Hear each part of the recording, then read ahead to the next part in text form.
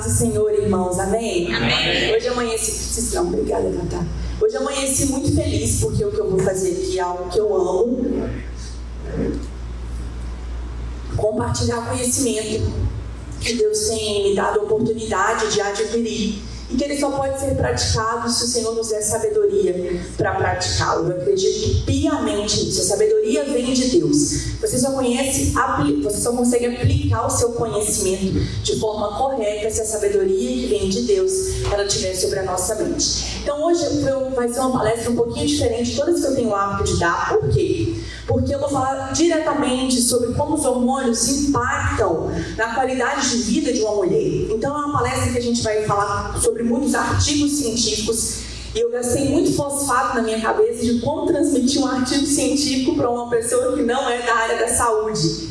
Então eu me preparei muito para essa palestra para que eu consiga transmitir um conteúdo científico para vocês de forma coerente, que vocês entendam. Por que científico?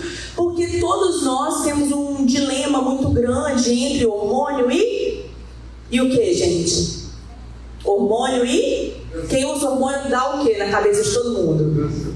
Câncer, não é mesmo? Então, todas as vezes que a gente pensa em hormônio, a gente associa a palavra hormônio com câncer. E a única forma da gente desmistificar isso é a gente ir para evidência. Então, a gente não vai falar de achismo, a gente não vai falar de uma opinião pessoal, a gente vai falar do que a gente tem de mais embasado hoje na ciência, com artigos científicos, de níveis de evidências muito sérias, e para vocês saírem daqui dotados de conhecimento. Eu quero que vocês entendam uma coisa.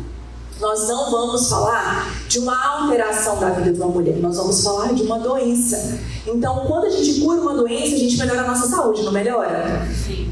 Então, hoje nós vamos falar sobre como impactar a vida de uma mulher.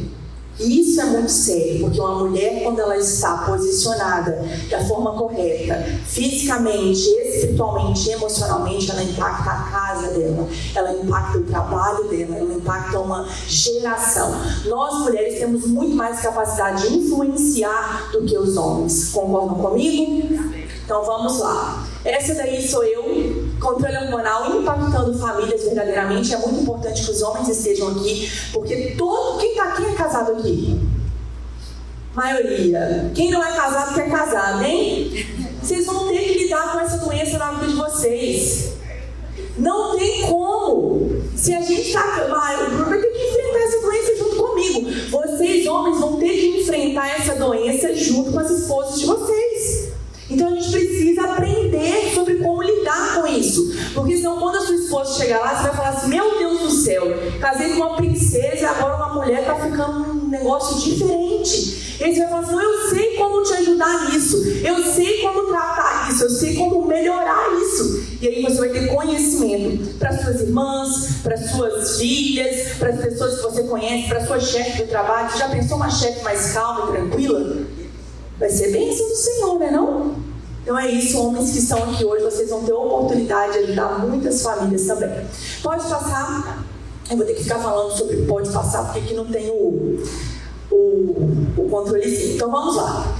O IBGE, ele supõe que em 2030, a Organização Mundial de Saúde supõe que em 2030 nós teremos 1 bilhão de mulheres na menopausa no mundo.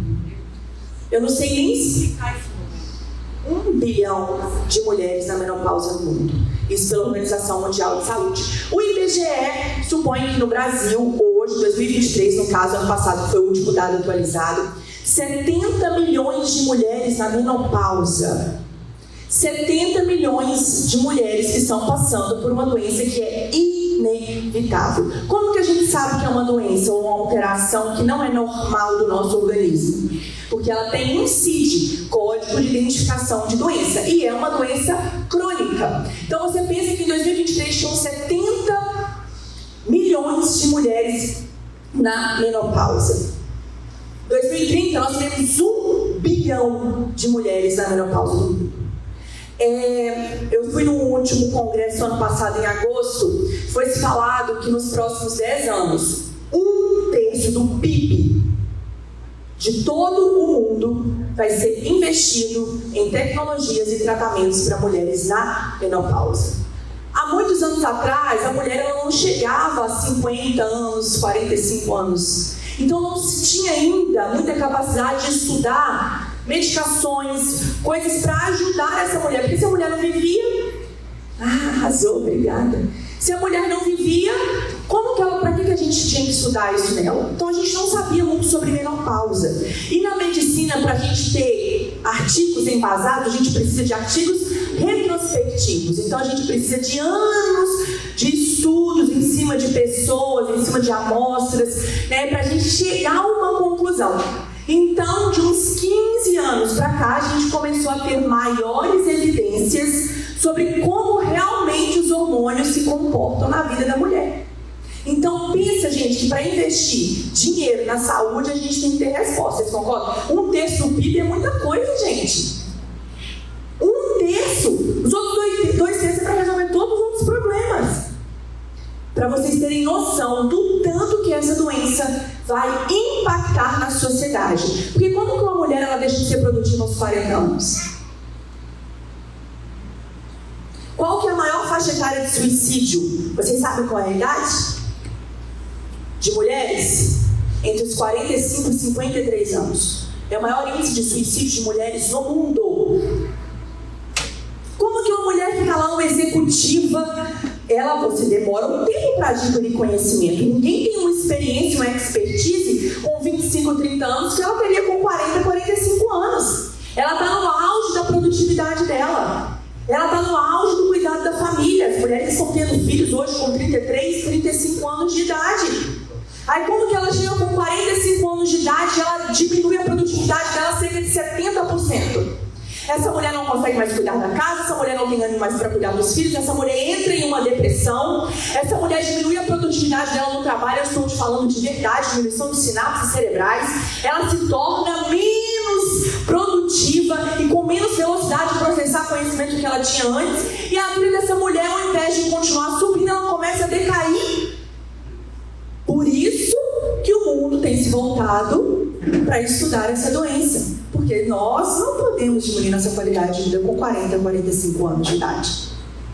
E por isso que 1/3 do PIB vai ser voltado para estudo de tecnologias e medicações para o controle dos sinais e sintomas dessa doença que é crônica. Vamos lá. Vamos entender o que é menopausa. A menarca é o quê? É quando a menina menstrua. Então, o diagnóstico da menarca, ele é no dia. Ele é um diagnóstico agudo, ele é no dia. A menina menstruou hoje, essa é a menarca dela. A menopausa, não. A menopausa ela é marcada pelo fim da idade reprodutiva da mulher. Mas ela não é um diagnóstico imediato.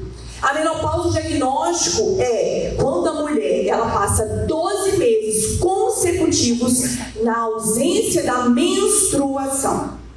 Então, diferente da menarca, quando a menina menstrua, quando as meninas aqui, né, filhas, vão menstruar, você vai ter um diagnóstico agudo. Menstruou, menarca. Menopausa, não. Então, a ausência consecutiva de menstruação por 12 meses, na verdade, ele ficou 13, são 12 meses, pela Organização Mundial de Saúde. Em média, ocorre entre os 48 e 51 anos de idade no Brasil. Então, a média da menopausa é entre 48 e 51 anos de idade. Só que o problema em si não acontece na menopausa. O problema em si acontece no climatério. E o climatério ele ocorre geralmente entre 40 a 65 anos de idade. E é aí que moram os principais sintomas. E é aí que você, mulher, vai se identificar com o que eu vou falar com você. Aí está falando transição que a mulher passa na fase reprodutiva para a fase pós-menopausa. Simples assim, né? Então tá, Lu, eu tenho 40, eu tenho no climatério, eu tenho 48, 51, eu vou entrar na menopausa e tá tudo certo. É só eu saber que existe isso e pronto, acabou? Quantas de vocês têm mães vivas? Quantas de vocês têm mães vivas que as mães fazem terapia hormonal? Meu Deus. E eu vou explicar para vocês o porquê disso. Simples assim? Vocês acham que é simples assim? Se fosse, estava ótimo, né? Não tinha tanto cabelo branco para estudar esse negócio dos hormônios. Vamos lá. Vou explicar para vocês um pouquinho sobre isso aqui. Tem a... tem. Vamos lá. A gente tem dentro do climatério, entre os 40 e 65 anos, várias fases da menopausa. Primeira fase que a gente está falando aqui é a fase inicial da menopausa. Vamos marcar como se fosse 40 anos de idade mesmo, assim, uma idade cronológica, mas não é. Hoje nós temos a falência ovariana precoce, que infelizmente acontece. Eu quero deixar isso aqui um adendo para todas as mulheres. Quem tem menos de 40 anos aqui? Ok. Antes a gente chamava de menopausa precoce. Hoje esse termo já foi abolido. A gente chama falência ovariana precoce. É quando os nossos ovários, elas param de produzir os folículos, param de ter folículos ativos antes dos 40 anos. E a gente para com a produção de estradiol. E isso vai sendo diminuído gradativamente. E com isso a mulher não consegue mais engravidar. Infelizmente, hoje a gente tem índices muito altos de falências ovarianas precoces. Eu já fiz diagnóstico de uma paciente com 27 anos de idade. E não, ela não tem nenhuma comorbidade que justifique isso. Então, como isso não é tão novo, os estudos com níveis de evidência, tentando procurar quais as principais causas podem levar a isso, ainda a gente não tem. Mas a gente pode observar em estudos observacionais e ler em estudos observacionais que muito se conta pelo estilo de vida, por contaminação, por exemplo, o alumínio, os xenoestrógenos, os plásticos, a privação de sono. A gente já tem estudos, eu não trouxe isso, mas a gente já tem estudos comprovando, com nível de evidência, como que a mulher ela diminui a produção de estradiol precocemente por privação de sono. Então o sono, sim, ele diminui qualidade folicular. Olha como isso é sério. Então as mulheres aí, quem é médico vive de plantão de noite, a gente já está ficando estéril mais cedo. Quem é policial, quem é enfermeira, quem trabalha no turno da noite, com certeza isso está diminuindo a nossa produtividade. Então como que você, antes de 40 anos, o que você pode fazer, Lu, para eu saber disso? Você tem que pedir o seu médico para dosar o seu hormônio antimuleriano. Pelo menos a cada 3 anos, você que está aí entre os 25 e 30 anos de idade, dose o seu hormônio antimuleriano. Se a sua mãe teve a menopausa, que não é usada mais menopausa precoce, mas na época dela era antes dos 40 anos, você deve dosar aí 5 ou 25 anos de idade mesmo. Não, minha mãe não teve, Lu, eu tenho 30 anos. Peça o seu médico a cada 3 anos, dose o seu hormônio antimuleriano para você acompanhar a qualidade dos seus folículos, para a gente ver como está a sua produção.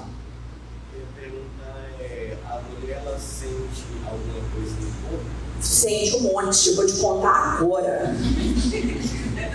Não é uma não, é um monte. Então o que eu quero explicar para vocês é o seguinte, Lu, eu tô com 40 anos. Talvez aqui você está na fase inicial do climatério, tá ok? Da fase reprodutiva, naquela transição. E aí você começa a pensar assim, Lu, primeiro sintoma, mente cansada. Lu, eu não sou mais tão produtiva assim, o meu foco, a minha concentração. Às vezes a gente não sabe diferenciar um pouquinho de produtividade, isso. E aí você fala assim comigo, Lu, e agora? Eu tô ficando menstruada 2 vezes por mês? Isso não é normal? Meu ciclo está adiantando uns 7 dias, ou às vezes está postergando uns 7 dias. Não estou entendendo, eu estou ficando mais irritada. Me parece que a TPM está durando mais. E eu não estou legal não, e a minha mente não está como antes, está diferente. Esses geralmente são os principais sintomas do início dessa mudança. Eu vou explicar para vocês por quê e por que ninguém faz o diagnóstico nessa fase. Tá vendo esses picos aqui, que vai e volta, sobe e desce?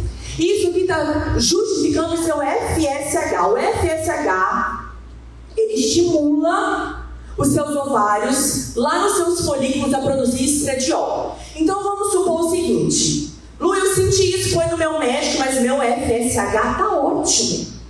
Tá ótimo, meu estradiol tá um pouquinho baixo, né? Meu estradiol tá assim, de uns 35, mas meu FSH tá ótimo. Meu médico falou que eu não tô na menopausa, não tem nada, mas esses sintomas estão me matando. Por quê? Porque assim, ó, em um mês que você produziu estradiol um pouquinho mais de 60, 70, o seu FSH, ele não vai vir alto nesse mês. Porque se você dosar no sangue, vai estar normal. Se produzir o estradiol, para que você vai aumentar ele? Agora, se no outro mês você produzir um pouquinho menos de estradiol, o que vai acontecer com o seu FSH? Ele vai aumentar. Ele faz um feedback e ele vai lá e aumenta a produção do seu FSH. Aí, nesse mês que você dosa, o seu estradiol vai estar mais baixo e o seu FSH alto. Aí, já para o outro mês, mais ou menos com 20 dias, esse FSH alto, como você no início dessa fase, você tem receptores hormonais, seu estradiol ele vai aumentar. Aí ele aumenta, ele faz o pico de LH e você vai lá e menstrua. Então, você tem meses com FSH alto, meses com FSH mais baixo. Nos meses, você pode ter estradiol mais alto ou estradiol mais baixo. Aí o seu médico ele não vai conseguir fazer o diagnóstico. Porque ele vai olhar o seu exame e vai falar assim, poxa vida, o FSH dela tá legal, o estradiol tá um pouquinho mais baixo, e aí? Vai depender ainda da fase do ciclo menstrual que você colheu o exame de sangue. Aí o seu médico vai falar assim pra você, pode ir pra casa, você tá precisando de férias, e tá tudo certo, trabalha menos. É isso, porque realmente é um diagnóstico difícil de se fazer. Meses você tem o exame nas alturas, outros meses você tem o exame normal. Então, esse início aqui, ó, ele tira a qualidade de vida da mulher e quase ninguém consegue fazer o diagnóstico de climatério nessa fase. Porque você tem alterações hormonais muito cíclicas, mas você pode prestar atenção na sua menstruação. Nessa fase, ou a mulher, ela adianta a menstruação 7 dias, ou ela posterga a menstruação 7 dias. Geralmente, você tem ciclos mais curtos. Períodos você tem um ciclo com intensidade, quando faz esse pico de estradiol, aí o seu endométrio vai descamar mais pelo pico de LH, e no outro mês, mesmo com ciclos mais curtos, você vai ter o seu fluxo menstrual normal, porque aí dessa vez é quando o estradiol está mais baixo, o FSH está aumentando. Gente, eu estou falando termos técnicos para vocês, porque vocês vão ler os exames. Quem aqui faz exame e não pega para ler? Todo mundo lê, né? Nada. E vai no Google e dá um Google, né? Aí você digita no Google assim, como faz diagnóstico de menopausa? Aí o Google vai colocar 2 medidas de FSH acima de 30. Aí você fala assim, o meu tá ótimo, não tenho menopausa, tá tudo certo. Oi? Então, o que eu quero estar falando isso pra vocês é porque vocês vão olhar e falar assim, nossa, meu FSH tá normal, meu estradiol tá mais alto, mas você não pode levar só isso em consideração para o diagnóstico do climatério. Então, nessa primeira fase, nós temos essa alteração. Na segunda fase aqui, aproximando do período da menopausa, que é o período mais próximo, que é a perimenopausa tardia que a gente fala, né? O período climatério que antecede a menopausa, o que vai acontecendo? Os receptores hormonais para estradiol vão caindo, aí o seu FSH ele vai aumentando de pouquinho a pouquinho. Com isso, você já tem pouquíssima progesterona e você já quase não tem mais ciclos ovulatórios. Então, sim, nessa fase aqui, antes da menopausa, 10 anos antes, você já tem a diminuição da vida reprodutiva da mulher. Então, vocês têm que entender que eu estou falando de 2 hormônios principais, estradiol e progesterona. Então, passei dessa primeira fase, que pode durar uns 4 anos em média, você já vai ter diminuição do estradiol e esse FSH ficando mais alto. Aí sim, nessa segunda e nessa terceira fase aqui, você já vai dosar e você vai ver, nossa, meu estradiol realmente meu FSH está subindo e meu estradiol está caindo com menos oscilação. E com isso, a progesterona ela já está caindo bem mais do que você tem nessa primeira fase aqui. Aí nessa fase a irritabilidade começa mesmo, a alteração do sono começa mesmo. E você começa a ter ciclos menstruais mais espaçados. Aí você vai falar assim, Lu, eu estou menstruando a cada 2, 3 meses. eu não menstruo mais a cada 15, 20 dias. Não é mais tão pertinho as menstruações. Agora as minhas menstruações estão vindo. Vem 45 dias, 2 meses. E quanto mais o estradiol vai caindo, o FSH vai aumentando e a progesterona vai caindo, mais as menstruações vão espaçando, mais os sintomas vão chegando.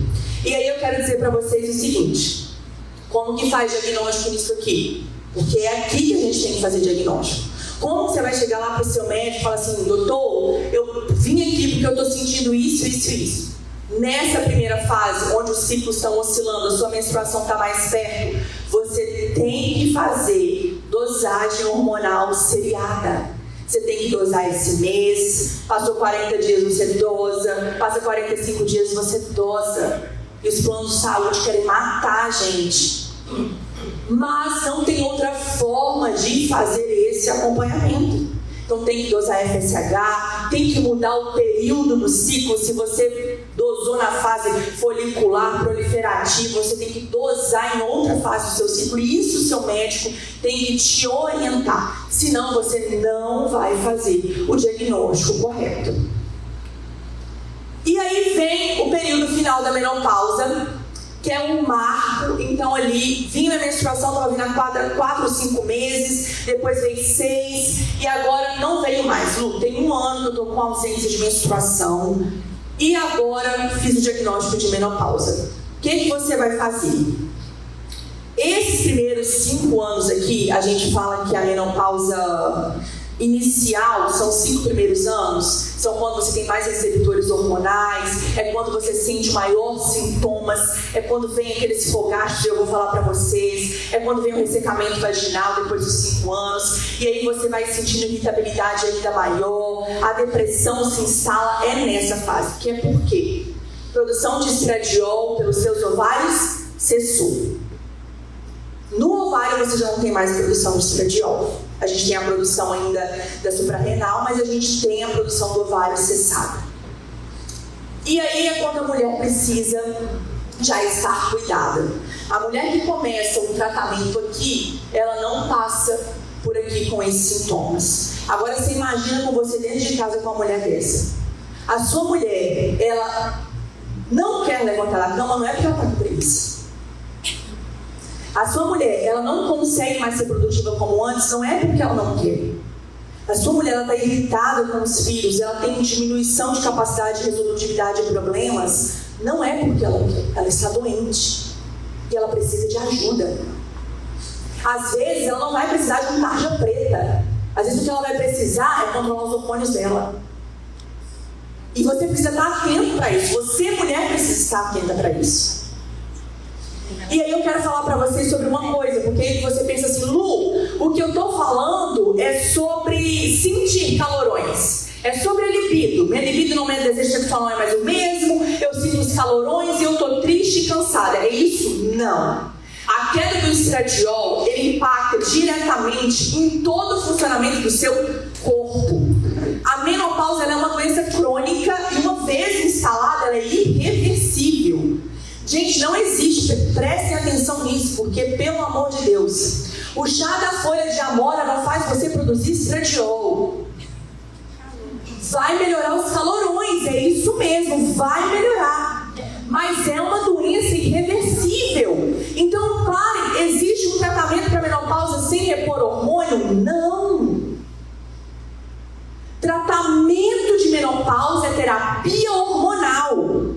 A gente pode usar inúmeros fitoterápicos, substâncias ortomoleculares que vão nos ajudar no controle dos sinais e sintomas. Laser para ressecamento vaginal, mas tratamento de menopausa é terapia hormonal. Não existe nenhuma folha, nenhum ainda comprovado, né, nada que possa fazer você voltar a produzir estradiol. Então, se a gente não tem como produzir mais, o que a gente tem que fazer? A gente tem que usar. Então, a gente às vezes se engana por uns negócios que não pode. E aí eu quero falar pra vocês, ó, coração. Aí você fala assim: Lu, por que eu preciso repor estradiol? Porque lá no seu coração, eu vou mostrar uma figura, o estradiol está correlacionado com a produção de óxido nítrico, que faz as suas artérias mulheres abrirem e fecharem com paciência, fecha e abre. Quando a gente diminui o estradiol nisso, a gente vai deixando a sua artéria mais rígida. Então, para a saúde cardiovascular, estou falando um só, tá, gente? Aumenta a prostaglandina, desenvolve um monte de cascata inflamatória endotelial. Coração, saúde cardiovascular precisa de estradiol. Por que você acha que muitas mulheres ficam hipertensas entre os 40 e os 45 anos de idade? Diminui a complacência arterial. E aí, na hora que o sangue vai passar mais rápido, aumenta a pressão. Mas por que antes não aumentava e agora aumenta? Porque o óxido nítrico é dependente do estradiol. O óxido nítrico é um vasodilatador.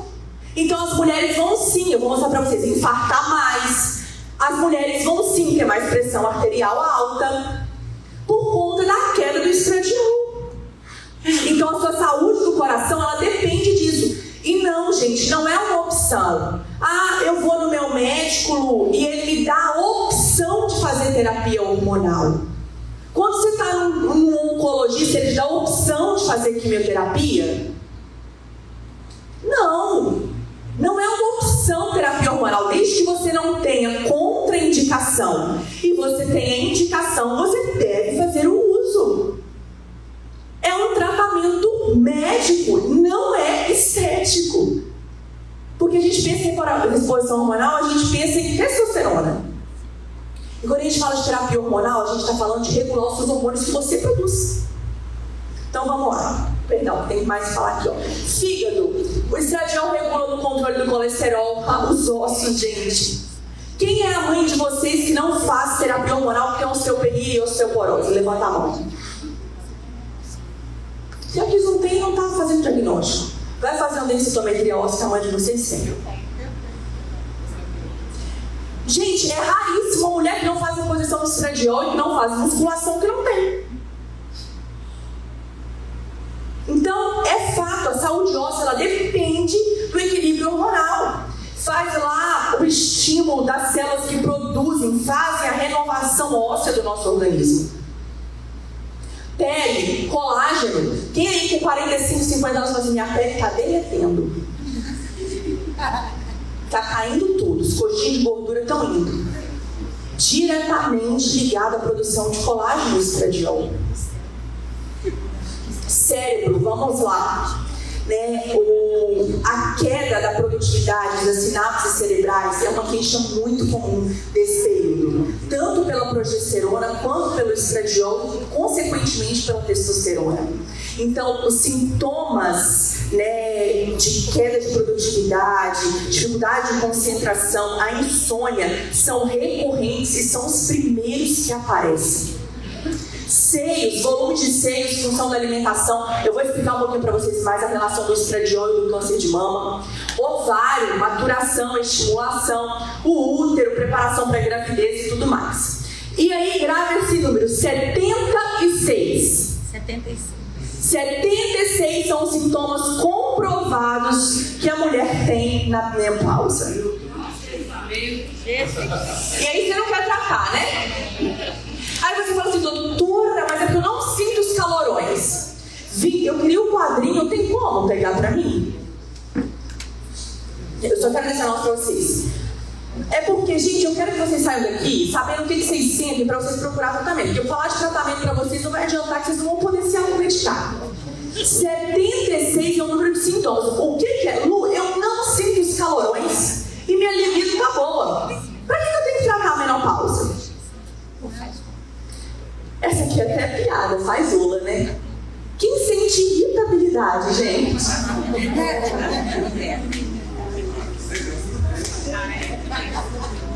Vamos lá. Suor noturno, aumento das alergias, eu vou falar essa parte intestinal, tá? Dor nas articulações, osteoporose, cabelo e pele mais seca. Gente, o cabelo ele fica fino e poroso, ele perde o brilho.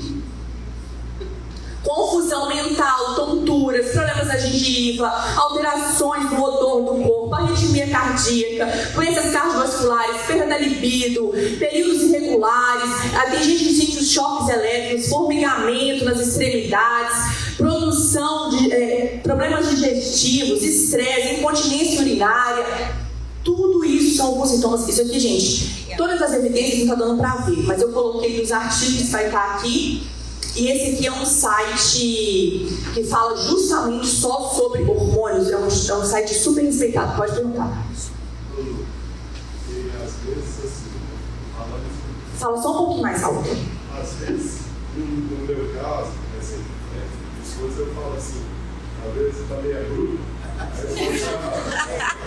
é isso aí. Eu acho que os homens aí vai entender o que eu falo. Eu sou, né? Eu falei se você puxou seu pai. É isso aí. Tá vendo?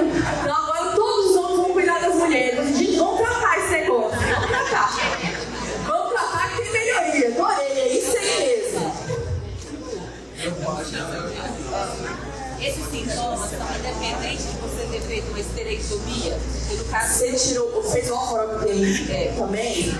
Eu tirei um ovário. Não, vamos lá. Esterectomia não retira os ovários. Se for só esterectomia mesmo. Eu tirei um. Ok, mas aí você tem a produção ainda de um ovário, mas ela vai ser diminuída. Aí eu vou ter mais sintomas do que outro pessoas? Pode. Não mais, porque quando você entra na menopausa, você tem falência dos 2 ovários. Mas eles vão começar mais precocemente, porque você teve aí uma menopausa que a gente fala cirúrgica, né? Parte da menopausa cirúrgica, você não tirou os 2. Então você vai ter uma queda hormonal mais precocemente. Um ovário, gente, ele não vai substituir a produção hormonal do outro. Então isso não acontece. Então sim, os seus sintomas eles vão ser mais precoces, tá? Para quem fez a retirada do útero e dos 2 ovários, você tem, dependendo da indicação, começar a conversar com o seu médico sobre a terapia hormonal. Vamos lá. Então, os calorões às vezes não acontecem em todos. Pode perguntar. A minha pergunta é: menopausa, no caso, os sintomas que a mulher sente quando ela perde testosterona. Não, quando ela diminui o estradiol. Estradiol. Isso aí. A testosterona também vai estar caindo, mas o que faz isso daqui que eu estou falando diretamente é o estradiol e a progesterona. Tá ok? Gente, uma coisa que eu queria falar pra vocês aqui, ó, que eu não falei. Quando a gente está nessa fase aqui inicial, você ainda pode engravidar. Porque tem um minutinho. Tem ciclos que você vai ovular e tem ciclos que você não vai ovular. Por isso que tem mulheres com 43, 44 anos que engravidam. Fala assim, gente, mas eu fiquei sem anticoncepcional 1 ano. É porque em 1 ano você não acertou o seu dia fértil no período ovulatório. Porque às vezes você ficou 2 meses sem ovular e aí você foi 1 mês e ovulou de novo. Isso é devido à progesterona, que ainda não caiu drasticamente a ponto de tornar você uma mulher sem probabilidade reprodutiva. Então, isso é importante lembrar. Por isso que as mulheres, você fala de Arraia, por quantos anos? 53. Glória a Deus, minha filha. Saúde ela teve para os ovários dela continuarem ali, a genética favoreceu.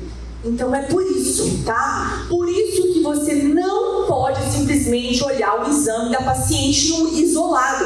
Nossa, mas esse médico, quando voltar aqui mais 2 vezes fazer exame, ele não me fala nada. Não tem como falar. Se ele te falar com um exame só e você com esse tipo de ciclo e com esse tipo de sintomas, ele vai errar. A probabilidade da gente errar vai ser muito grande. A gente vai fazer o diagnóstico errado. Por que os médicos, a maioria, não indicam a casa terapia hormonal? Falo. Eu vou continuar, vou responder só dela, eu vou continuar rapidinho. Eu vou falar sobre isso. O cancerofobia, eu vou explicar, vocês vão entender, sair daqui, todos vão falar até o nome do artigo que o médico de vocês. Nós vamos fazer uma revolução de terapia hormonal. Ô Lu, Oi. Dentro dessa questão aí, desse período inicial da menopausa, Sim. você disse que pode ocorrer a gravidez. Pode. Né? É mito ou é realidade que quando ocorre uma gravidez espontânea mesmo nesse período, existe uma probabilidade de problemas de formação? Sim. É real. Justamente por causa dessa queda hormonal? Não só por conta dessa queda hormonal. Não é a minha área de especialidade, então eu vou te falar superficialmente. Mas a gravidez acima dos 35 anos apresentam alterações, já riscos maiores de alterações no feto, não só por conta dos hormônios, mas por conta também do envelhecimento celular da mulher, as alterações celulares que a gente vai fazendo, e com isso a formação, a qualidade do óvulo também, na formação influencia diretamente. Então, assim, eu não tenho essa informação para te falar qual o índice que aumenta, quantos por cento mais é. Acima dos 35 anos aumenta. Gabi, você sabe dar mais alguma informação sobre isso? É fato, então, que existe essa probabilidade? Não, é fato, só é fato. É acima dos 35 anos é fato, mas, assim, depois eu posso até falar sobre isso no Instagram, trazer uma pessoa para falar, porque é muito legal. Porque muitas pessoas hoje vão engravidar acima dos 35 anos de novo, inclusive eu esse ano.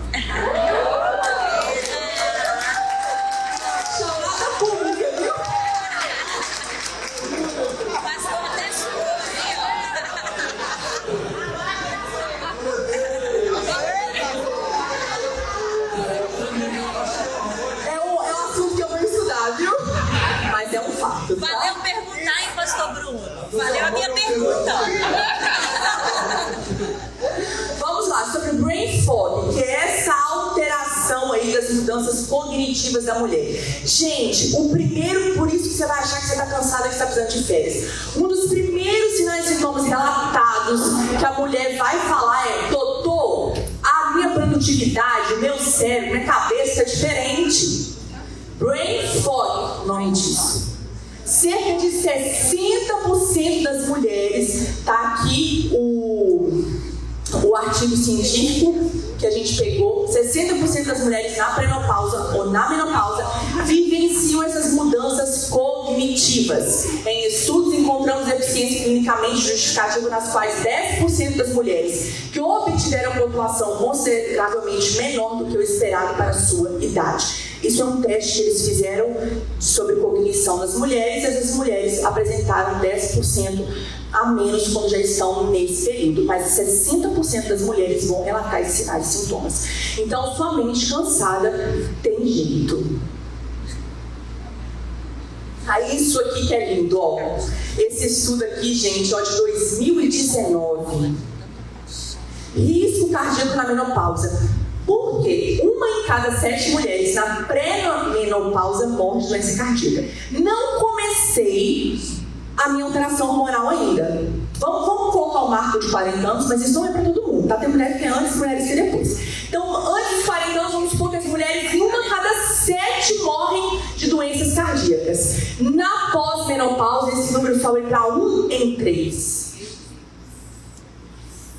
Você acha mesmo que você tem a opção de não fazer uma terapia hormonal? Isso aqui você pode tirar foto, levar para a mãe, para a avó, para a tia, para todo mundo que vocês mostrarem. Fogachos, e aí que eu queria desenhar um negócio, mas não tem jeito, né? Tá trazendo? Então deixa eu ver se eu vou e depois eu volto. Tá. Chegou. Aí eu só vou falar sobre esse slide aqui. Gente, isso aqui é um quadro de uma revista de endocrinologia. O que a deficiência desses hormônios causa no cérebro da mulher e no corpo dela? Vocês acham que é pouca coisa? Os sintomas vasomotores, porque aumenta, que eu vou te falar, aumenta a noradrenalina. No cérebro da mulher, o que acontece? A quantidade de interleucinas que são alteradas, a quantidade dos hormônios, a quantidade da parte metabólica que é alterada, da questão urogenital da mulher, da disfunção sexual, neuroendócrina. Vocês estão... Olha aqui esse quadro, gente. Aumenta a noradrenalina, dopamina, serotonina cai, androstenediona cai, estradiol cai, ideia cai, allopregnona cai, o GABA cai, o cortisol aumenta, GH diminui, IGF-1 diminui, IGF-3 diminui, testosterona diminui, interleucinas aumentam, as proteínas aumentam, os adipócitos aumentam, o óxido nítrico cai, aumenta a LDL, aumenta os triglicerídeos. Ô gente, é o corpo inteiro, é só Deus mesmo para criar um negócio desse. A gente tem receptor hormonal no nosso organismo inteiro. Vamos lá. Quem aqui já sente uns calorões? Deixa eu dizer que 20% das mulheres vão ser, essas eu acho que são privilegiadas por Deus mesmo, não vão sentir os sintomas vasomotores. Não, 20%. Mas se você está dentro dos 80%, você já pode começar agora a orar, se você não entrou no climatério ainda. Senhor, me livre dos sintomas vasomotores quando eu chegar no climatério. Que eu faça parte das 20% da população de não sentir isso, amém? Deixa eu explicar para vocês. A gente tem uma zona no nosso organismo termorreguladora. Quando a gente tem a deficiência do estradiol, a gente tem o aumento da epinefrina. Estou falando que é Deus? Então, quando a mulher ela oscila a temperatura de 8 graus de uma vez, gente, é terrível. A mulher ela chora na sua frente.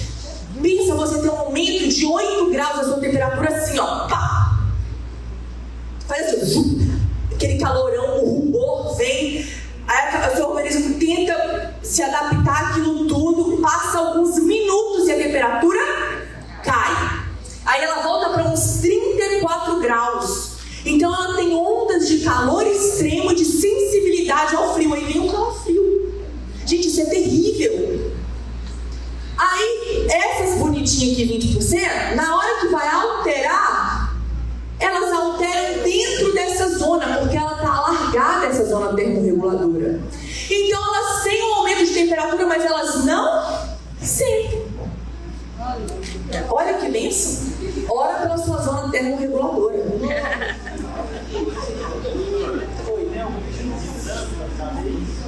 Dosar no sangue ainda não, já pensou? Podia, né? Um exame de imagem para ver nossas... E aí o bonitinho do estradiol, o que ele faz nos outros 80% das mulheres? Ele estreita essa zona termorreguladora. Então, quando aumenta da epinefrina e essa zona, essa temperatura ela aumenta, o que acontece com a mulher?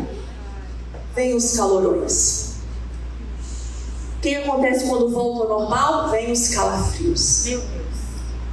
Gente, isso aqui, a mulher de noite, ela começa a não dormir. Porque ela aumenta o ar-condicionado, ela soa todinha, ela diminui o ar-condicionado porque ela está com frio. Aí ela acorda. Gente, as mulheres, elas molham o lençol. É terrível pro marido, é terrível. Aí eu vou falar pra vocês, aí ela já não dorme mais. Aí tudo aquilo ali que eu mostrei pra você da produção de GH, de testosterona, do reparo do sono REM, tudo dela vai ficando ainda mais comprometido. Essa mulher, ela vai abaixando a qualidade de vida. E isso é injusto, gente. Isso é injusto, você procurar uma pessoa pra tratar e não te oferecer um tratamento correto. Isso é injusto com você. Uma mulher, gente, a gente que não dorme, gente, quando eu não dormi, eu chorava o dia inteiro no negócio da Helena. Eu passava 3 noites acordada, era 3 dias chorando com a Helena. Você pensa isso também na pausa. Se não tem a mesma energia, aí você não dormiu de noite ainda com as oscilações todas. Só um minutinho que eu vou responder depois, só para dar continuidade aqui. E aí você tem que trabalhar no outro dia. E aí, isso aqui naqueles 5 primeiros anos pós a menopausa, gente, isso é terrível. Porque aí o estradiol caiu mesmo. No início, os fogachos, eles vão começar mais espaçados. Lembra que eu te falei? Se o estradiol tá bom, você não vai sentir eles. Só que tem uma coisa, existem outras causas de fogacho que a gente tem que pesquisar. Então não é assim, eu tô sentindo calorão com 35 anos, meu estradiol caiu. Não. A gente tem que descartar as outras causas e ver como que tá os seus outros sinais e sintomas e associar com os exames complementares.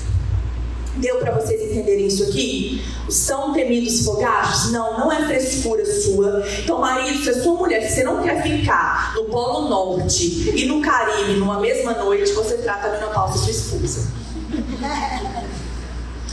Frases reais que eu escuto.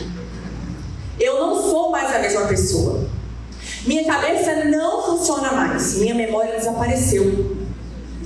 Nunca tive tanta TPM. Gente, veio uma paciente pra mim, 8 horas de viagem, perto de Belo Horizonte, no final de dezembro. Ela falou assim: doutora, a minha menopausa dura 20 dias, a minha TPM dura 20 dias. Eu não sou assim, eu acordo com raiva, eu tô com raiva dos meus filhos, estou com raiva. E ela chora na minha frente, ela é cristã. Eu oro, eu peço Jesus para tirar isso de mim, eu não consigo me controlar. Eu senti isso 3 dias antes de menstruar, agora eu sinto 20 dias. E ela chorando, e a culpa, né? Não consigo ter equilíbrio. Eu quero ter equilíbrio. Meu marido, ele não dá na casa, eu tô irritada. E eu não posso ser assim. Ela viu 8 horas de viagem, chorando, pedindo ajuda. O quanto que a gente precisa capacitar médicos para tratar hormônio com seriedade. E aí, eu vivo irritada sem paciência, eu não consigo dormir, tem noites que acordo molhada de suor. Eu não era assim, eu sinto que eu envelheci de repente, aquela frase, parece que eu envelheci 10 anos, 1 ano. Não tá legal. Gente, são mulheres pedindo socorro. E aí eu quero mostrar para vocês aqui, também de uma revisão endocrinológica, de endocrinologia, que está falando redução do estradiol, redução da progesterona, redução da testosterona, aumenta risco de câncer de mama, aumenta risco de doenças cardiovasculares e aumenta o risco de osteoporose. A redução do estradiol, a redução da progesterona, eu vou mostrar para vocês. E a redução de testosterona aumenta o que, gente? De câncer de mama. Aumenta o risco de doenças cardiovasculares. A mulher vai infartar mais, a mulher vai ter mais AVC, a mulher ela vai ter mais hipertensão, ela vai ter um aumento da gordura visceral. Eu vou explicar para vocês o porquê. Se a gordura visceral, gente, aquela que a mulher tá magrinha, ela tem a barriga. A gordura não está no subcutâneo, está debaixo do músculo dela. E isso aumenta muito quando a gente tem a queda hormonal. Então, pelo amor de Deus, saiam daqui sabendo hoje que a fase do climatério, a menopausa é um marco depois de um ano. O climatério vai influenciar na sua vida de verdade. Não, eu quero proteger minha mama. Sem ter hormônios fisiologicamente equilibrados. E aí aquela famosa coisa que acontece no consultório, né? Boas notícias, seus exames indicam que você está ótimo, tudo dentro da normalidade. Ó a paciente aqui, ó.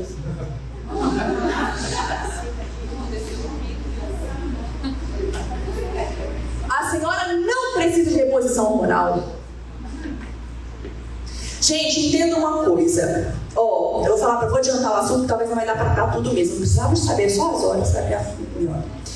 Chega uma paciente no seu consultório, ela fala assim: eu não sinto os calores, minha libido não tá ruim. Cansaço, irritabilidade, depressão, crise de pânico, ansiedade, alterações gastrointestinais. Nós temos que verbalizar os sintomas da menopausa, do climatério para a paciente, para entender que não só de calorões e de libido se faz diagnóstico da menopausa. Então, a opção de tratamento tem que ser dada e orientada. Uma paciente nos Estados Unidos, ela tinha um esteatose, gordura no fígado muito importante, ela estava obesa, ela tinha alguns critérios, eu vou mostrar para vocês cientificamente, eu trouxe um artigo, de onde que sai, indico hormônio ou não indico? Isso é achismo, não. Eu acho que essa paciente pode tomar hormônio. Não existe achar. Existe um artigo com tabelas que você vai classificar a sua paciente e colocar ali dentro. E aí você vai indicar ou contraindicar. É assim, avaliando o contexto dela. E aí essa paciente, ela tinha contraindicações que eu não assinaria uma receita de hormônio para ela.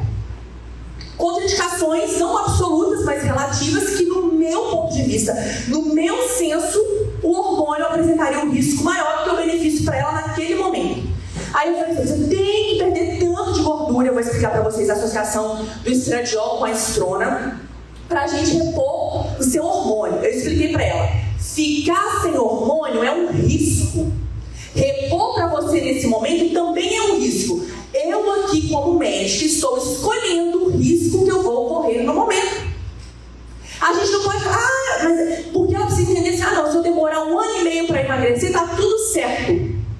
Não. 1 ano e meio sem hormônio, você está correndo risco disso, de infartar, diminuir memória, de diminuir produtividade, o osso vai estar prejudicado, seu intestino vai estar prejudicado. Não é simplesmente 1 ano e meio de opção. Não, você tem 1 ano e meio cuidando de uma doença mais grave para depois cuidar da outra. Ela falou assim, mas eu não estava querendo repor hormônio. Eu falei assim, mas não é uma questão de querer. Se você não tem contraindicação, é isso que a gente precisa entender. Se você não tem contraindicação e você tem os critérios de indicação, não é uma medicação, mas é uma terapia que você precisa se submeter.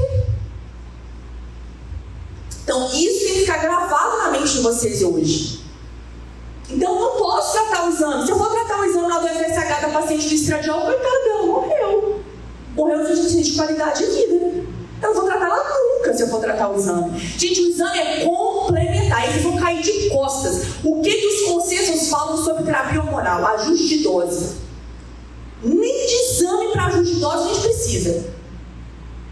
Então, o paciente, ele sempre vai ser soberano na indicação de uma terapia. O que você está me falando, por isso você não está mentindo seu médico. Não há diferença, vamos lá, nos níveis plasmáticos de estradiol entre mulheres sintomáticas ou assintomáticas. Como assim, Lu? Eu tenho esses sintomas de fogachos mais clássicos. Você pode ter o mesmo nível de estradiol no climatério que eu, que não tenho nenhum sintoma desses, tenho. Vocês estão entendendo? Se a gente tratar pelo exame, vai dar muito ruim. Vai dar muito ruim. O exame ele é complementar. Complementar. Então, o médico precisa ter um embasamento de estudo muito grande para tomar a conduta correta. Então, eu posso usar em mim, em você, eu tenho sintomas e você não tem, os nossos níveis serem iguais. Então, eu não tenho como tratar essa mulher simplesmente olhando o exame. Eu vou errar muito. Cancerofobia e terapia hormonal. O que acontece? Tem um professor master que é o André Vinícius, gente, ele é meu mentor. Ele me dá todos os artigos assim para eu ler, graças a Deus. E eu não consegui esse do WHI para colocar aqui. Mas o porquê que viu a história do câncer e do hormônio? Em 2002, o WHI é um estudo que estava avaliando o risco cardiovascular em mulheres com uso de hormônio. Esse hormônio era o Premarin. Sabe o que é Premarin em inglês? Premarin. É urinoterapia. É xixi de égua prenha. Premarin é isso. Xixi de égua prenha. E era o que se usava de hormônio nessa época.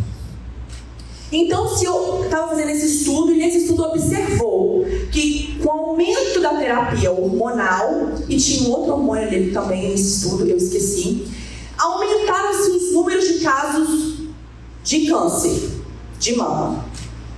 Com a queda da prescrição, se reduziu os casos.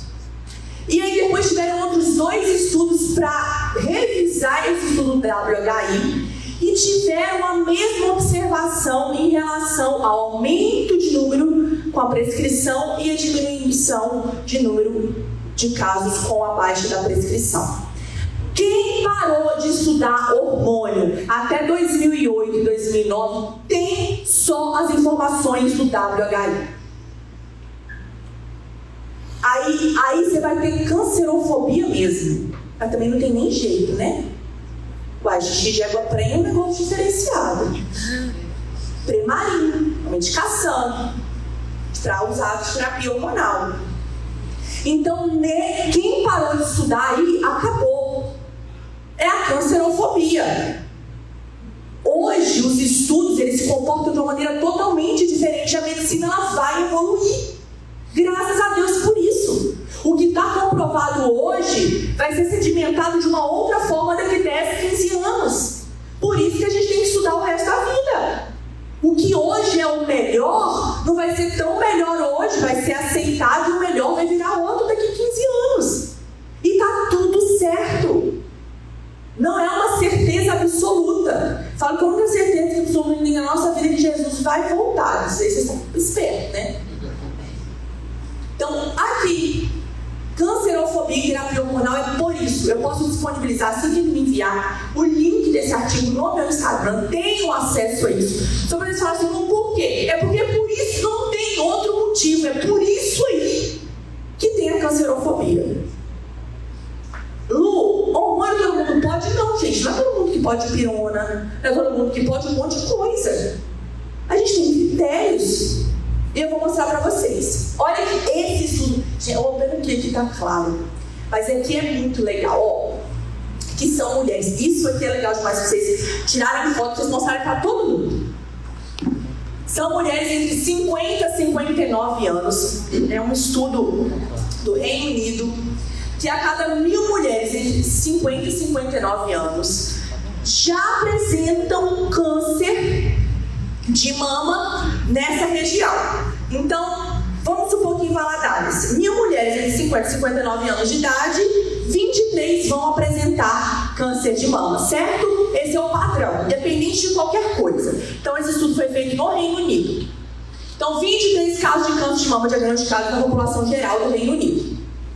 Meu Deus, aqui ficou claro? Ai, Jesus. Tem alguém me dá a minha palestra? É isso. Só para eu ler. Ali, vocês vão ver os casos. Porque ele está falando de anticoncepcional oral.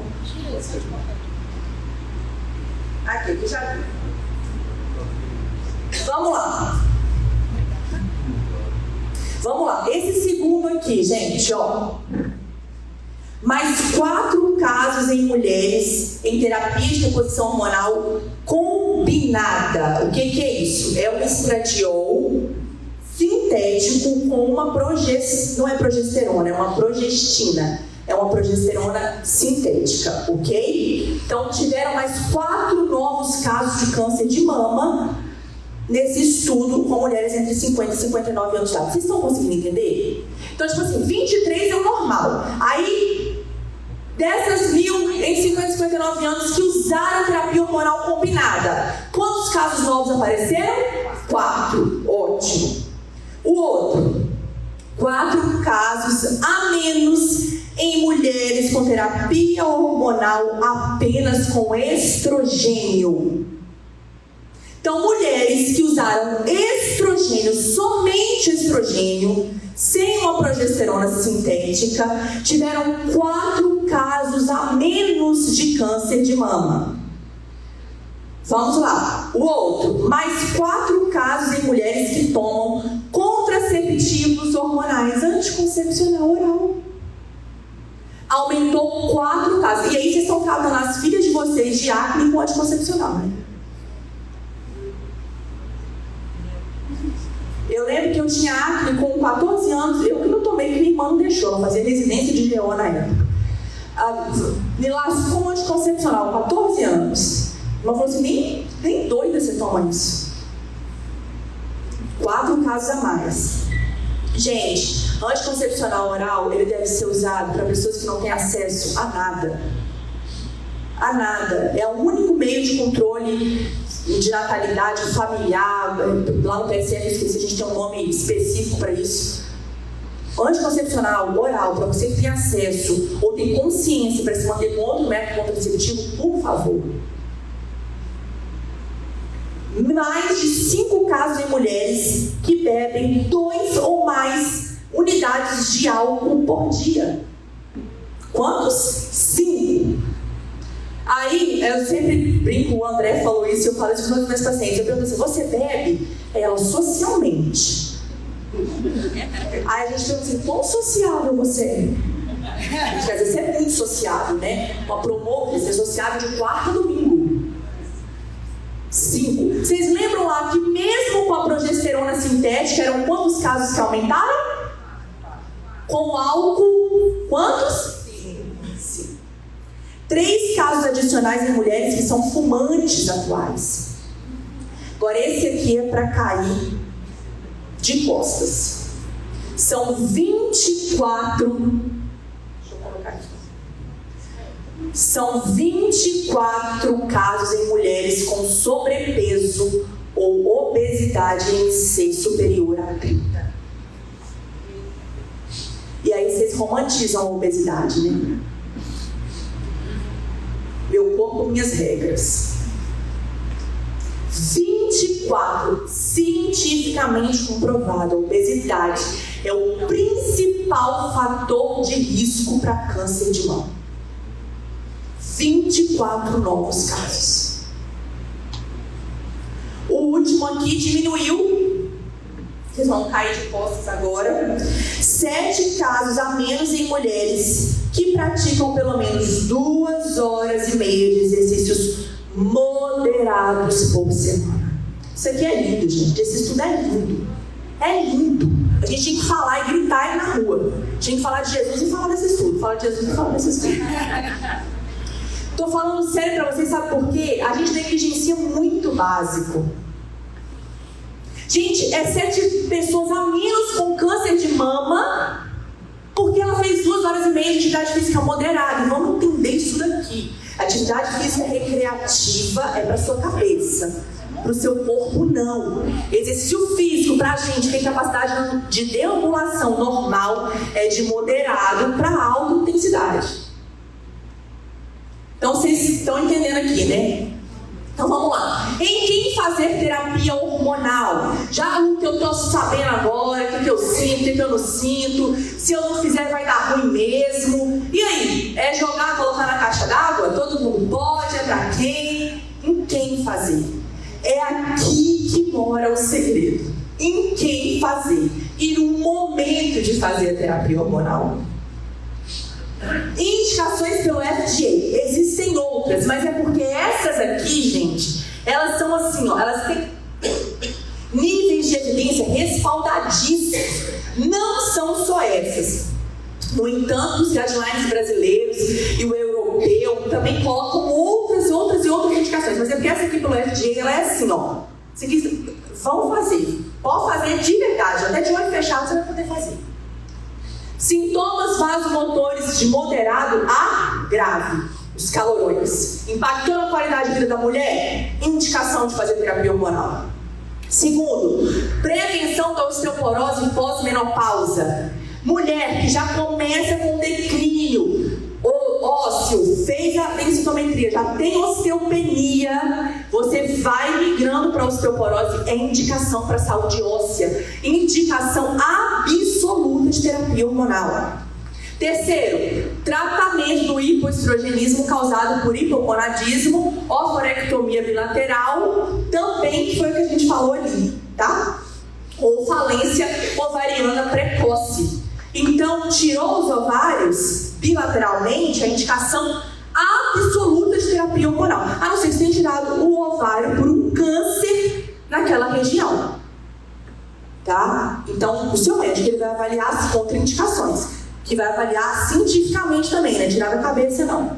4. Tratamento de sintomas vulvovaginais moderados a grave. O que é isso? Candidíase, repetição, infecção urinária, ressecamento vaginal, fissura vaginal. Tudo isso a mulher não tem lubrificação no ato sexual. Isso é indicação de terapia hormonal a partir do período climatério. Isso, gente, são indicações absolutas. A não ser que você tenha uma contraindicação. Para isso, você vai conversar com o seu médico para repor seu hormônio.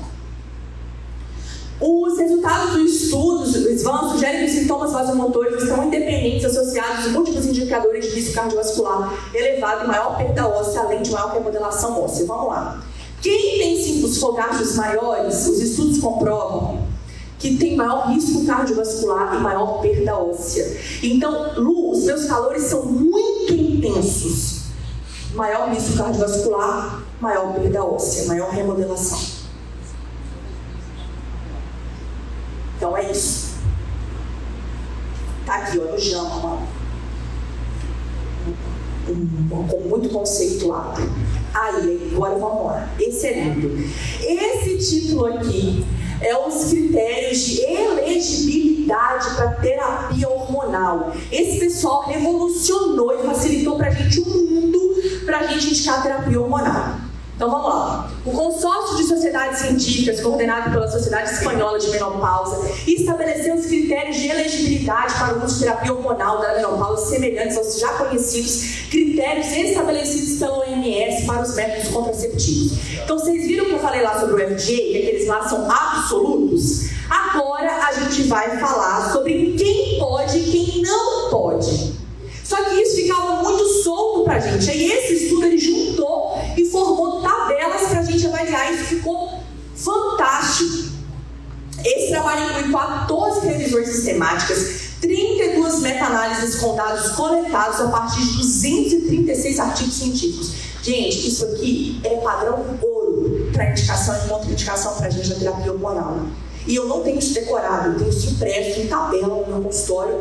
Quando a minha paciente chega e ela tem essa alteração, eu vou lá e olho. Não vou decorar nunca. Não tem problema nenhum se o seu médico olhar isso. Ele tem que olhar, na verdade o problema é se ele não olhar. Vamos lá. Aí ele definiu assim, ó, categoria 1, não há restrição de uso. Pode dar hormônio. Categoria 2, as vantagens e benefícios superam os riscos. Aquilo da minha paciente, você lembra que eu falei? Ela estava na categoria 3. Os riscos superam as vantagens, contraindicação relativa. A obesidade dela, a comorbidade dela do perfil inflamatório, o risco, para mim, aumentava o benefício do hormônio. Por isso que eu falei para ela, nesse momento não, mas o risco de estar sem o hormônio também existe. 4, risco de saúde inaceitavelmente elevado, contraindicação absoluta. Então a gente tem, pode fazer contraindicação, onde os benefícios vão superar os riscos, mas você tem um risco. O 3 são contraindicações relativas e o 4 contraindicação absoluta. E aí ainda as recomendações foram subclassificadas em qualidade de evidência. Evidência A muito alta, ou seja, tem muito artigo científico. Pode ir, que eu tenho muito respaldo científico, nível de evidência A. O B moderada, C baixa e muito baixa D. Então, por exemplo, eu tenho um 3 lá, um risco relativo, uma contraindicação relativa. Eu tenho um nível de evidência D para essa paciente, eu não vou fazer hormônio nela.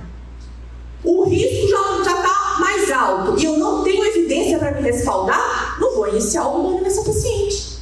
Mas eu não tirei isso da minha cabeça. A tabela ela vem assim, ó.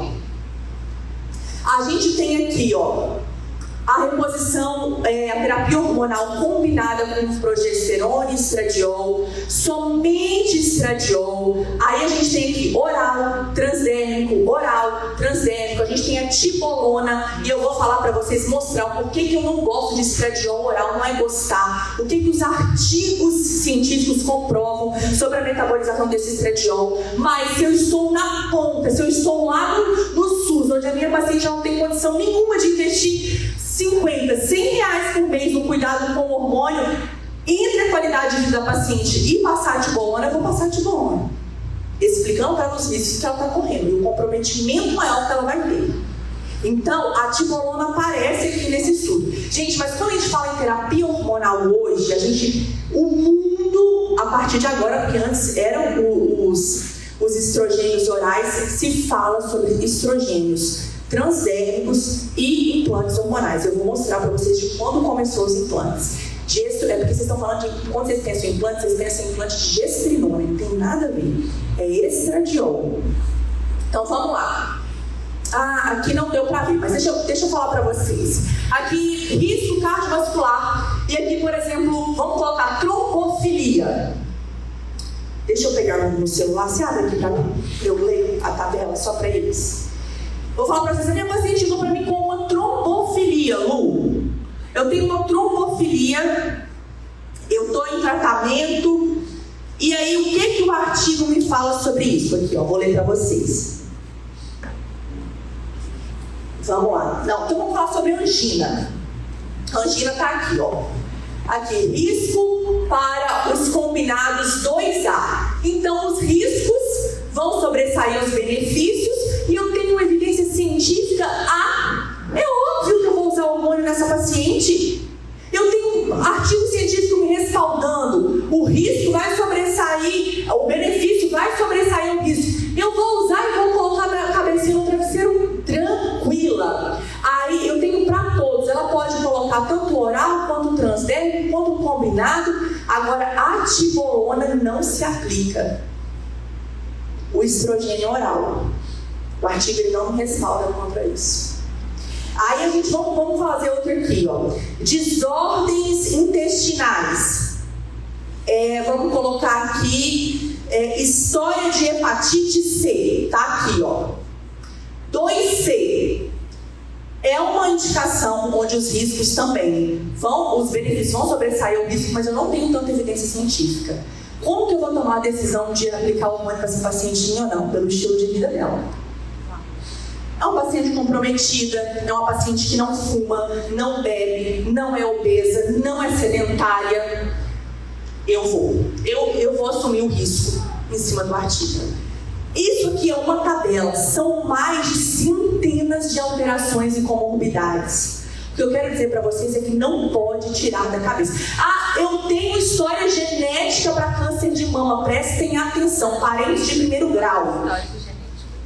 Vamos lá, entendam isso. Foi feito um estudo com pacientes geneticamente positivos, nos dois grupos, dividiu, geneticamente positivo para cá, geneticamente positivo para cá. Um grupo usou terapia hormonal, o outro grupo não usou. A incidência de novos casos foi a mesma. O fato de usar hormônio ou não usar terapia hormonal não influencia no aparecimento de novos casos para quem é geneticamente positivo com parentes de primeiro grau. Vocês entenderam isso? Lu, olha, a minha mãe teve câncer de mama. Óbvio que eu vou pedir marcadores tumorais, é óbvio que eu vou fazer acompanhamento com uma mastologista fera, é óbvio, eu não vou assumir essa bomba sozinha, mas negar tratamento para essa paciente de jeito nenhum. Aí essa paciente, ela é uma paciente rígida, não tem comorbidades, cuida da saúde, tive o respaldo, marcador tumoral negativo, eu vou fazer terapia hormonal com essa paciente respaldada cientificamente. Lu, eu tive câncer de mama, contraindicação absoluta para terapia hormonal. O que você pode usar, aí nós temos respaldo, estradiol vaginal para um guideline europeu e estriol vaginal em guidelines brasileiros. Ainda assim você pode ter uma terapia hormonal. Então, gente, nós precisamos sair do estigma de que nada pode. Tenho medo disso, medo daquilo. Quantas horas eu vou ter que acabar, né? Vamos lá. Então, vamos lá. Quando iniciar? Quando se tem indicação e sem contraindicação? O mais rápido possível. Então, Lu, quando iniciar o mais rápido possível? Se você não tem contraindicação e você tem indicação, você deve iniciar a sua terapia hormonal. Com segurança, sem a neura de que você vai ter câncer. Muito pelo contrário, você está protegendo a sua vida, protegendo a sua saúde. O climatério, você lembra lá, quando eu falei para vocês daquelas oscilações? Ali é que a gente começa o tratamento para menopausa. Não necessariamente com o hormônio estradiol. Muitas vezes o primeiro hormônio que nós vamos usar ali naquela fase é uma progesterona. Proteção de mama, proteção endometrial, proteção cerebral dessa paciente, controle de humor, melhora de qualidade de sono. Muitas vezes ali naquele início o que eu vou usar é uma progesterona nessa paciente. O que eu vou poder começar a usar é uma testosterona em doses fisiológicas. Entendam uma coisa, testosterona só funciona se o seu estradiol estiver corrigido. Terapia hormonal, gente, que a gente fala, que a gente estuda é estradiol e progesterona. A testosterona, a principal indicação está aqui em todos os estudos, é desejo sexual hipoativo. A gente não precisa nem de exame laboratorial para indicar testosterona para a nossa paciente. A testosterona, a indicação, respaldo científico. Gente, testosterona não é oxandrolona, não é gestrinona, a gente está falando de testosterona, não são sais de testosterona. A principal indicação é desejo sexual hipoativo. Entre 300 microgramas a 5 microgramas, a gente tem estudo que nos respalda o uso com muita segurança. Então, qual o melhor momento para começar, gente? É no climatério. É ali naquele início daqueles sintomas. É ali. Quais hormônios repor? Gestrinona, eu quero falar para vocês um pouquinho sobre ela. Porque hoje é chamado chip da beleza. Eu faço, que eu detesto esse nome, eu faço implantes hormonais há 7, vai fazer 8 anos. Gestrinona, gente, é um hormônio derivado da 19-nortestosterona. Ela é um progestágeno, ela faz uma proteção endometrial. Ela é um hormônio antiestrogênico, ela abaixa o estrogênio. E ela foi feita para tratar as doenças estrogênio dependentes. Gestrinona, ela não é feita para tratar desejo sexual hipoativo. Não é feita para a mulher ganhar massa muscular. Ela vai ganhar, mas a gente não tem indicação disso literária. Gestrinona não é para a mulher subir pelas paredes. Isso não é indicação de uso pela pessoa da gestrinona. Então, o que a gente tem que entender que a gestrinona é um hormônio para tratar as doenças estrogênio dependentes, endometriose, alguns tipos de mioma, adenomiose, TPM, predominância estrogênica. Isso sim a gestrinona salva. Reposição hormonal não. As mulheres da menopausa que estão com implantes de gestrinona têm que tomar muito cuidado, porque o hormônio que cai na menopausa é qual? É o estradiol. Aí você coloca uma gestrinona na paciente e o estradiol dela não vai fazer? Cair ainda mais. É o que aumenta risco cardiovascular. Então, eu sou apaixonada, mas existem indicações coerentes.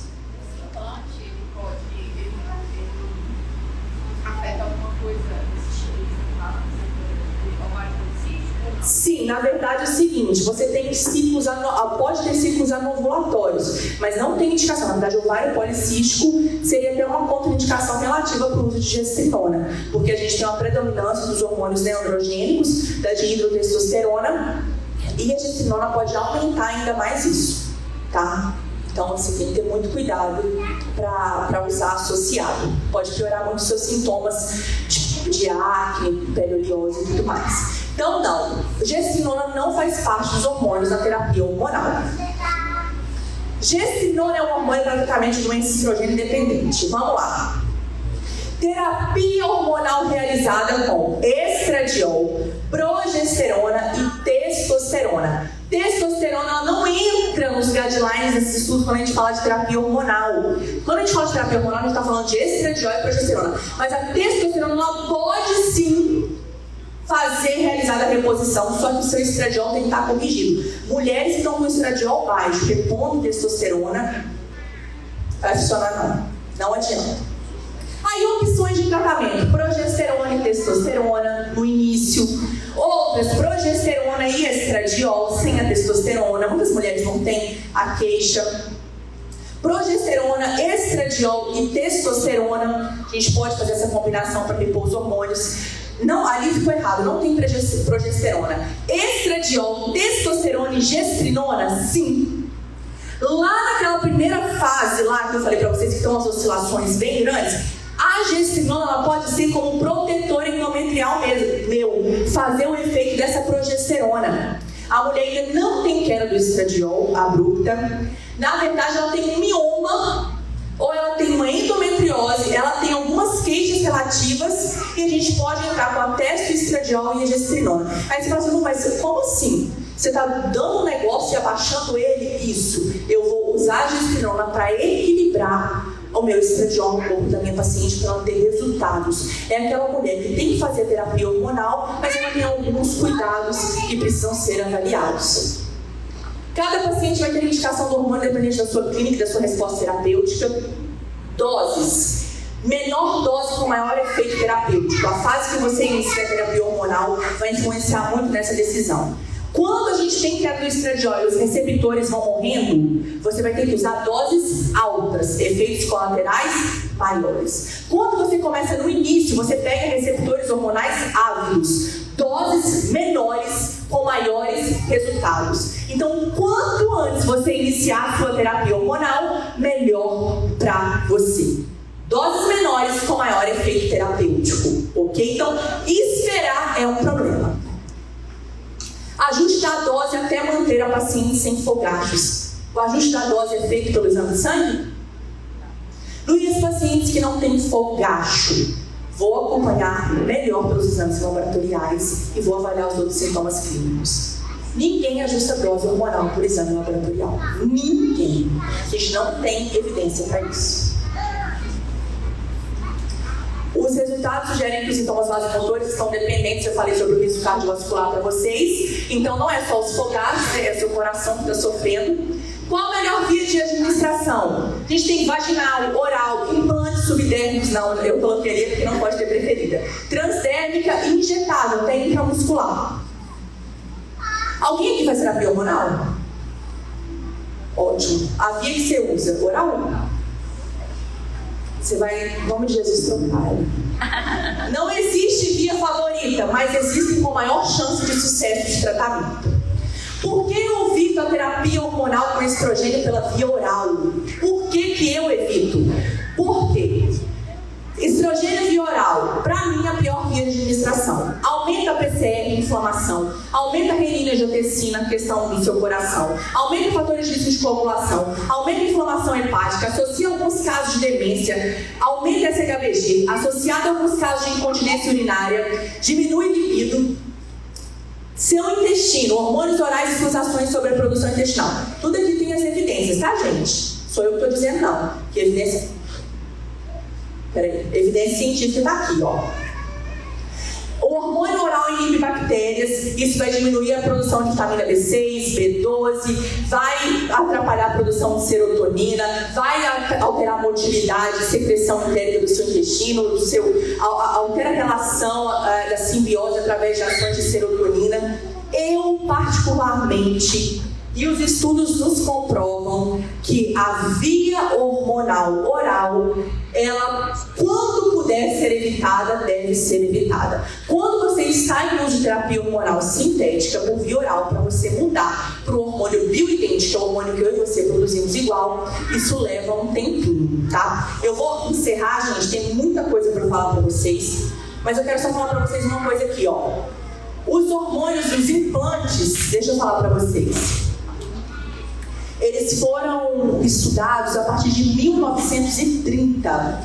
Os implantes hormonais subcutâneos foram aplicados pela primeira vez na prática clínica em 1949, quando ela começou os implantes de estradiol com terapia hormonal em pacientes que foram esterectomizadas.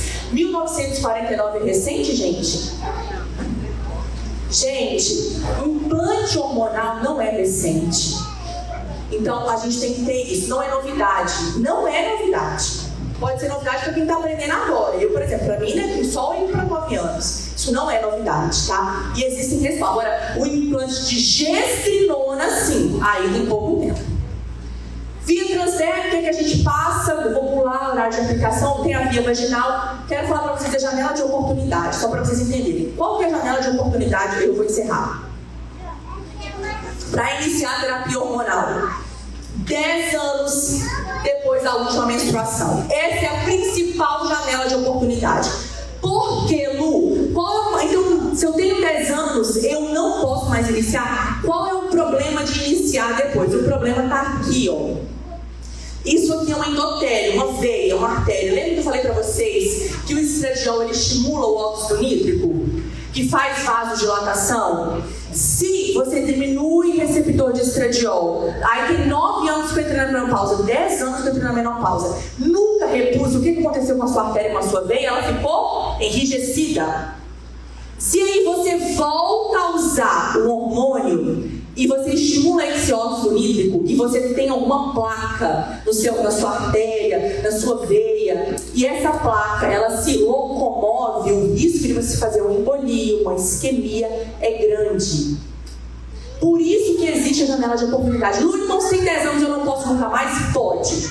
Com uma boa avaliação cardiovascular e com um médico experiente. A gente deve sim fazer, tá ok? Testosterona é a principal indicação em doenças, o distúrbio sexual hipoativo. Deixa eu mostrar para vocês que a testosterona ela é medida no nosso organismo em nanogramas por decilitro e o estradiol em picogramas. Quando a gente coloca os dois na mesma medida, a gente tem muito mais testosterona do que estradiol. Existe um artigo que fala sobre os mitos da testosterona. Nós precisamos de testosterona no nosso corpo e tá tudo certo, gente, isso não existe. Não vai engrossar sua voz, não vai te deixar homem, não. Olha ali, você tem mais testosterona do que estradiol no seu organismo.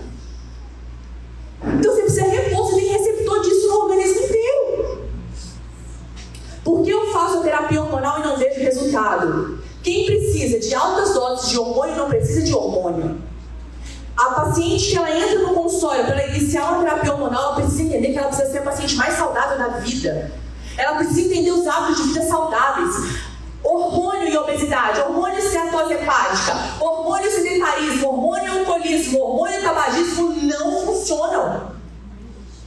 Você precisa entender que você precisa se dedicar para você não passar por aqueles eventos que a gente conversou. Hormônio não é para quem quer, para quem merece, é um fato. E aí, doutora, aumenta a dose. Erro. O erro é aumentar a dose. Inflamação crônica não infecciosa é um problema. Tecido adiposo, isso eu preciso falar para vocês, que vocês vão entender o risco de câncer de mama. Peraí, estou correndo agora. Olha, a gente tem a estrona, que é um derivado do estradiol no nosso organismo. Geralmente, antes da menopausa, a gente tem 2 moléculas de estradiol para 1 molécula de estrona. Quando a gente entra na menopausa, isso muda. A gente tem 1 molécula de estradiol para 2 moléculas de estrona. Dependendo da terapia hormonal, a gente vai aumentando as moléculas de estrona em relação ao estradiol. E da estrona, a gente tem a 4-hidroxistrona e 16-hidroxistrona, que são cancerígenas. E isso é produzido na nossa gordura. Essa formação do estradiol para estrona é na nossa gordura. Quando a gente faz reposição hormonal por implantes subcutâneos de estradiol, depois da menopausa a gente consegue regularizar essa conversão de 2 para 1 novamente. Então o estradiol, o que faz o risco do câncer de mama é ele virar na 4-hidroxistrona e 16-hidroxistrona. Então, o negócio está em mim e em você. Eu posso usar o mesmo hormônio em você, mas se eu tiver muita gordura, se eu tiver uma alteração intestinal, vai dar ruim em mim ou vai dar ruim em você. Então, o paciente ele precisa estar preparado para usar o hormônio. Isso aqui eu não vou conseguir falar, mas deixa eu falar o fígado. Gente, o nosso fígado, porque todo paciente vai para consulta para cuidar de hormônio, tem que cuidar do fígado. Porque em qualquer via, ou na fase 1 ou na fase 2, você vai ter metabolização do seu hormônio pelo fígado. Se o seu fígado estiver ruim, vai dar muito ruim o seu hormônio. A gente tem uma fase 1 onde acontece a oxidação, redução, hidrólise. A gente tem a fase 2 onde é conjugado e eliminado os seus hormônios, que vai para a bile, para ser eliminado pelas fezes, ou vai para o seu xixi. E aí a gente tem lá no nosso intestino um negócio chamado estroboloma, que metaboliza o seu estradiol. Aí vamos supor um estradiol oral, que já dá uma alteração de permeabilidade. Você desconjuga ou conjuga esse estradiol a mais. Aí esse estradiol ou é eliminado a mais ou é absorvido a mais. Se tiver esse desequilíbrio no seu intestino, vai dar ruim. O problema não está no hormônio, está em você que não está preparado. Quem usa hormônio tem que cuidar do fígado e do intestino. É primordial, não tem opção. Quais exames fazer? Aí eu coloquei aqui os exames gerais que o paciente tem que fazer antes. Não comece terapia hormonal sem exames de imagem, não existe isso. E também cardiovascular você precisa, Doppler de membros inferiores também. Para facilitar, o que você tem que pensar, que você tem que cuidar na sua vida para você usar o hormônio? Do seu intestino, da inflamação, da insulina, das mitocôndrias, do estresse. Por que na climatério você engorda? Diminuição do estradiol, diminuir a sensibilidade de insulina. Com a insulina mais alta, você tem mais fome e mais formação de gordura. A diminuição do estradiol diminui sua taxa metabólica basal, o seu metabolismo fica mais lento. A diminuição de estradiol diminui o pico de serotonina, automaticamente de melatonina. Você vai produzir menos GH e menos testosterona, por isso que você perde qualidade de sono. Então, sim, a mulher no climatério ela tem maior propensão. E o emagrecimento é diferente de uma mulher que está com os hormônios normais. É muito diferente.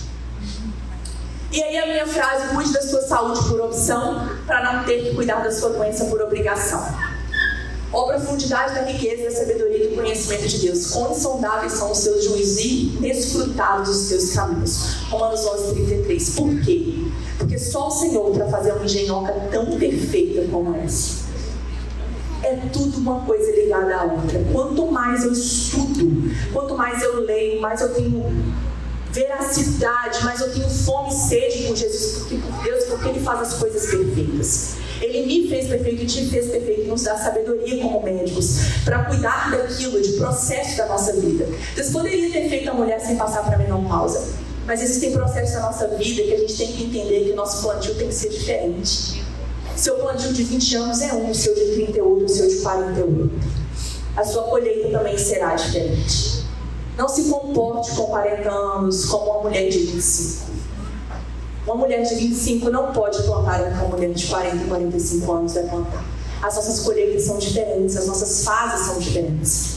E os nossos comportamentos devem ser diferentes. Eu quero te estimular aqui a compartilhar esse conhecimento, porque muitas mulheres estão atoladas na depressão, na ansiedade, na baixa autoestima, na infelicidade, não conseguem ter uma vida ativa com o marido, por conta de processos que talvez ela nem sabe que ela está enfrentando. Eu quero te estimular nessa manhã a cuidar de você verdadeiramente como templo do Espírito Santo. Eu quero que você olhe para você e fale assim: eu represento fisicamente a mulher espiritual que eu sou. Nós precisamos estar preparados para viver o melhor de Deus. E às vezes o que não nos deixa viver é a nossa saúde física. Eu quero te dizer que existem vários médicos, pena que não são muitos, mas são alguns que verdadeiramente sabem cuidar da mulher como ela deveria. E homens, não julgue a sua esposa, seja um braço estendido para ajudá-la. Seja um braço estendido para ajudá-la. Eu queria decorrer de muitas e muitas outras coisas aqui com vocês sobre hormônios, mas eu espero ter plantado uma sementinha do autocuidado e desse conhecimento compartilhado com vocês. Amém? Muito, muito obrigada. Muito obrigada, amor. Gente, eu ficaria falando aqui horas